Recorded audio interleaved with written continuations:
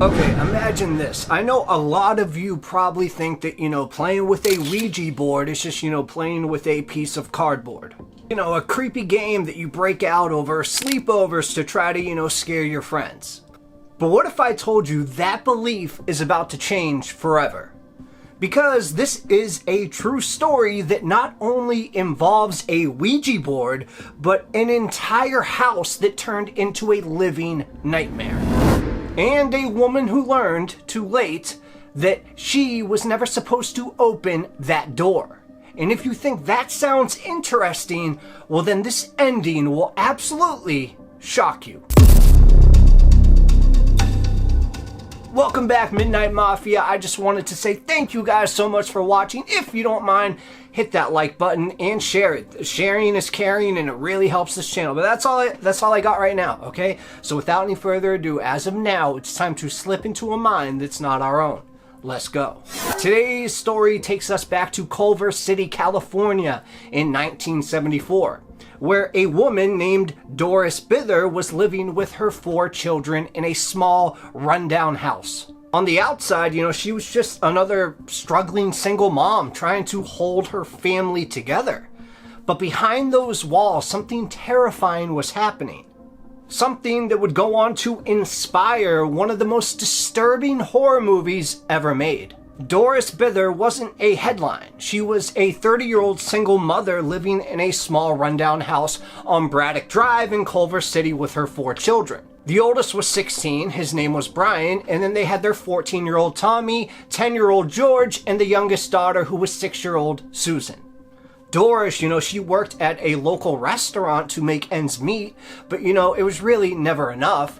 The house was cramped, the bills were piling up, and she was struggling just to keep food on the table. But there was something else about Doris that most people didn't know. She had what she believed was a gift. Ever since she was a child, Doris, claimed she could sense things that just other people couldn't. She'd grown up in a family where the supernatural wasn't something to be feared or dismissed. It was just, a part of life. And her grandmother had been what some might have called a psychic, and Doris believed that she inherited some of those abilities. Because throughout her life, Doris had experienced things that she could just not explain. Voices when nobody else was around, cold spots in warm rooms, the feeling of being watched when she was completely alone.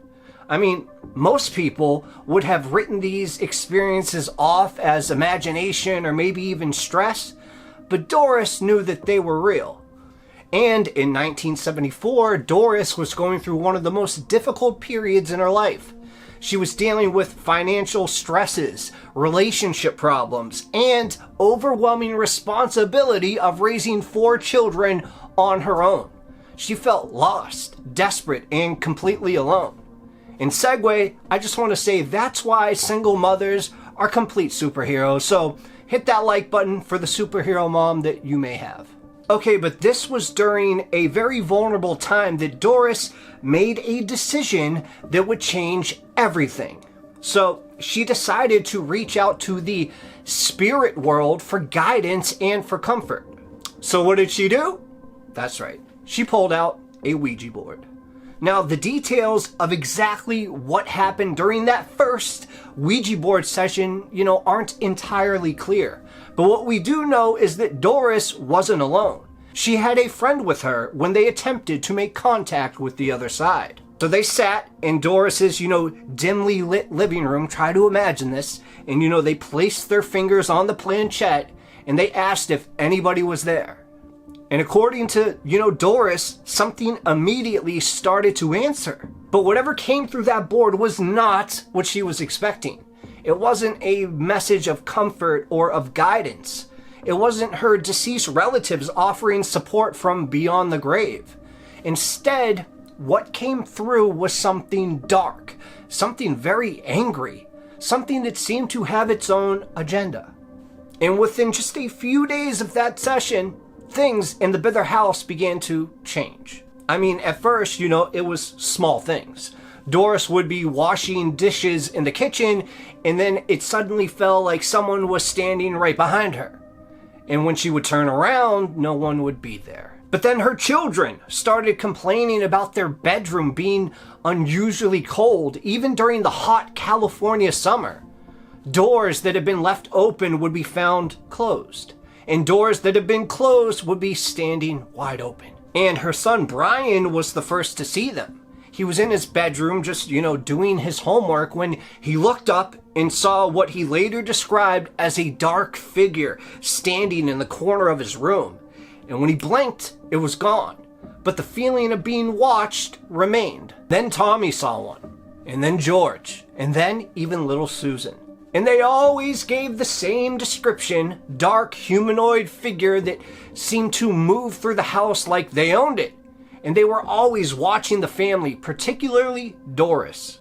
Clearly, the children were terrified, but they were also confused. Their mother seemed strangely calm about the whole situation, almost like she had been expecting some of this to happen.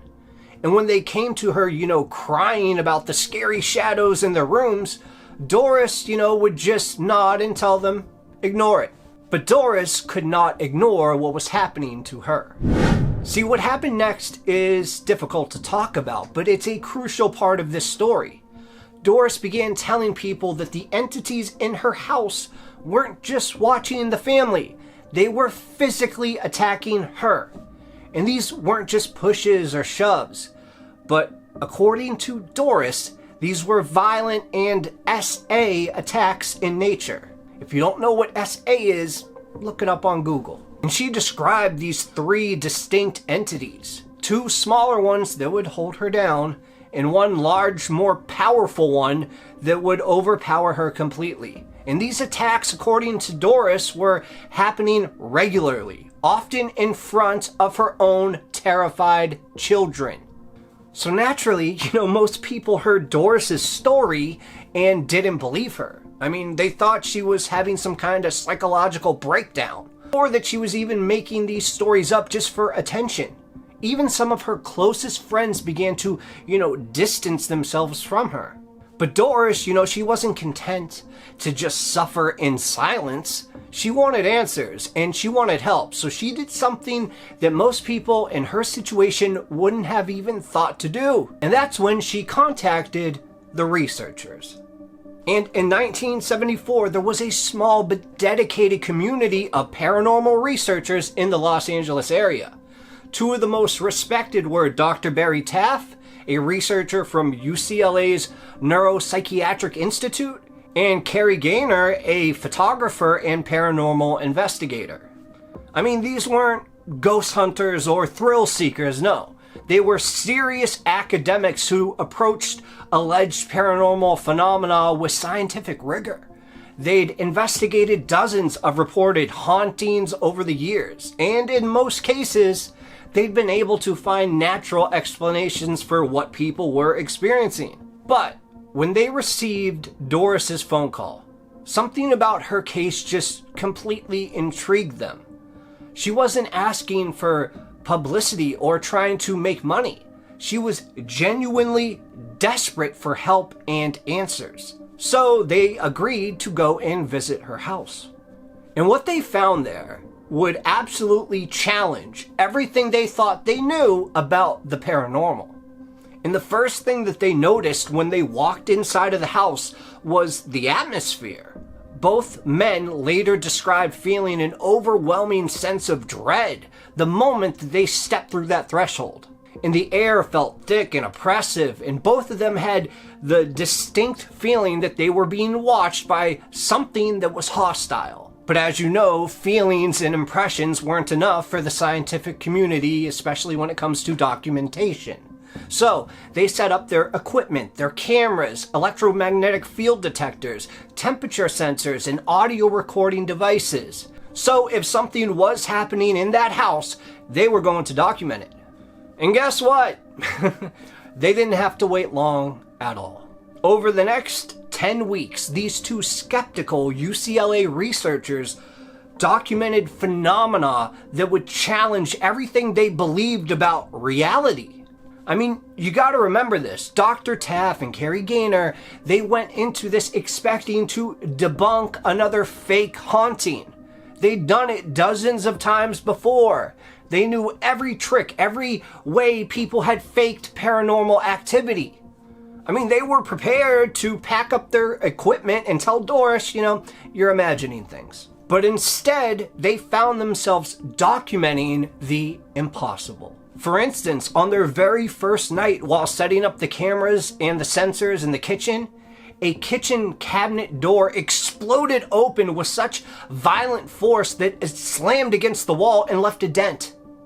And when they rushed to go over and investigate it, they found the magnetic latch was still securely fastened.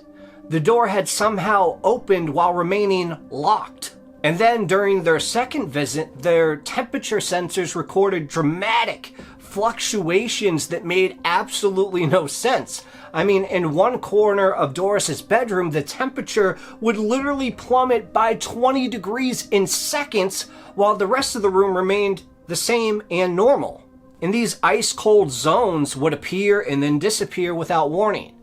And it always seemed like it was following Doris around the house. Their electromagnetic field detectors absolutely just went berserk. The needles would spike and dance wildly, indicating this massive energy of sources that shouldn't exist. Their audio equipment captured these whispers in vacant rooms, and these footsteps on vacant stairs, and what sounded like heavy breathing coming from spaces where nobody was standing. Side note, I literally just experienced that yesterday on the other channel that I work for called Monster Trail Cams. If you want to see that episode, I think it was about 7 minutes in, if you want to check it out. But Carrie Gaynor's photographs would become the most famous evidence ever captured in a paranormal investigation. Yeah, sorry I didn't lead with that one. As you know, Gaynor was a professional photographer who knew every technique for faking supernatural images. And he used multiple cameras, different film types, and took hundreds of control shots. And what he captured could not be explained away. And you're about to see these images. In one image from Doris's living room, there's clearly this visibly green luminous mist floating near the ceiling. The mist has a distinctly humanoid shape and appears to be positioned directly above where Doris was sitting, as if it was watching her.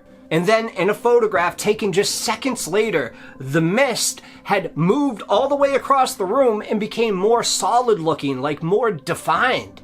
It was as if something invisible was becoming visible right in front of the cameras.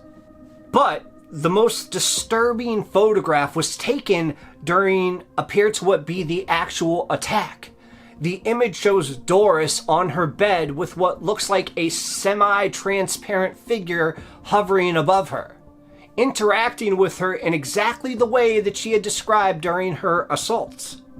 I mean, think about this. Dr. Taff later said that witnessing this particular event nearly broke this academic's mind. The temperature in the room dropped so dramatically that their breath became visible. And every single piece of electronic equipment that they had brought malfunctioned simultaneously.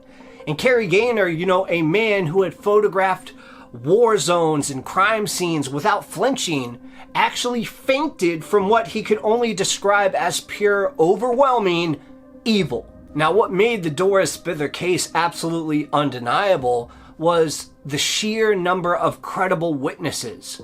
This wasn't just one woman, making outrageous claims that no one else could verify. Her 4 children, Brian, Tommy, George, and little Susan, all saw the entities as well. They all experienced the cold spots, the moving objects, the feeling of being watched by something terrible and hostile. These weren't children who had been coached or influenced. They were genuinely terrified kids who just wanted these nightmares to stop. Even several of Doris's friends and neighbors witnessed phenomena in the house. People who came over for coffee would leave within minutes, claiming that they felt sick or overwhelmed. And some of them even reported seeing dark figures in their peripheral vision. Others complained of sudden, inexplicable feelings of dread that made them just want to run and flee. But of course, the most important witnesses were the researchers themselves, Dr. Barry Taff and Carrie Gaynor. Weren't paranormal enthusiasts looking for validation for their beliefs.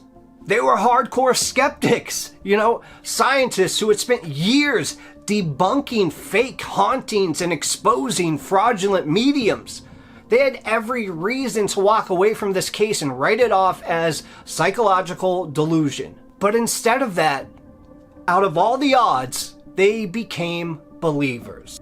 And during one investigation, both men watched in stunned silence as small glowing orbs appeared throughout the house. These weren't reflections or camera flashes. They were distinct points of light that moved with apparent intelligence. The orbs would, manifest in one room, hover for several seconds as if observing the researchers, and then vanish and reappear in a completely different location. And on another evening, they witnessed what they could only describe as a full manifestation.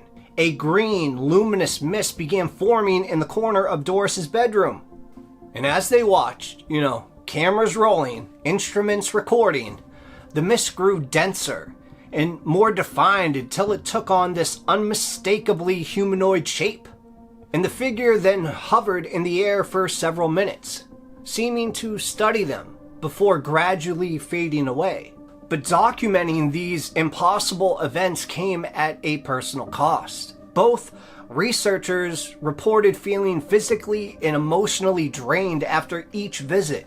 Dr. Taff said that he would have nightmares for days after spending time in the Bither house. And Carrie Gaynor, a normally steady professional, began experiencing these anxiety attacks. And then years later, in interviews and lectures, Dr. Taff would describe the Bither case as the most compelling evidence for paranormal phenomena he had ever encountered. And these weren't men, given to exaggeration or fantasy. They were scientists who had staked their reputations on rational, evidence-based investigation. And they were convinced on what they had witnessed in that small house on Braddock Drive was 100% real. So by early 1975, the situation with the Bither house had become unbearable. The attacks on Doris were becoming more frequent and more violent. Her children were traumatized and terrified. And despite all the documentation and witness testimony, Doris still felt like nobody could really help her. So she made a decision that she hoped would end the nightmare once and for all. She packed up her children and she moved out of that house on Braddock Drive. Doris found a new place to live across town. And for the first, few weeks, everything seemed normal. The children, were sleeping better and there were no strange sounds or cold spots.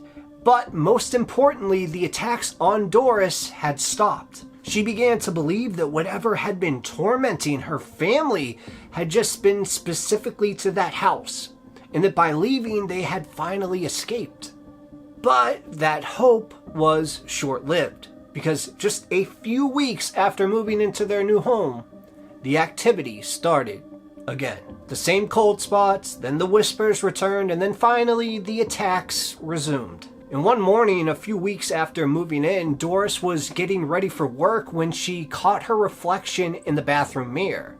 It was just for a split second. She saw something else in the glass. It was a dark shape moving behind her. And when she spun around, nothing was there. But she knew what this meant. That's when Doris, realized the terrifying truth about what had been happening to her family. The house on Braddock Drive was not haunted. She had been. So this isn't a game, guys. Whatever she had contacted through that Ouija board hadn't attached itself to that location. It had attached itself to her. And no matter where she went, no matter how far she ran, it would follow. And of course, that is because, the house, like I said, was never haunted. She was. If If you guys have ever seen the movie from the late 80s called Entity, yeah, that's this story. And it's true. So that should freak you out just a little bit. But thank you guys so much for watching. But make sure to like this and to watch this video right here. So underrated, and this video absolutely slaps. I'm telling you, I just said slaps. What am I, 20? Just watch it, all right? I'll talk to you guys later. Cheers.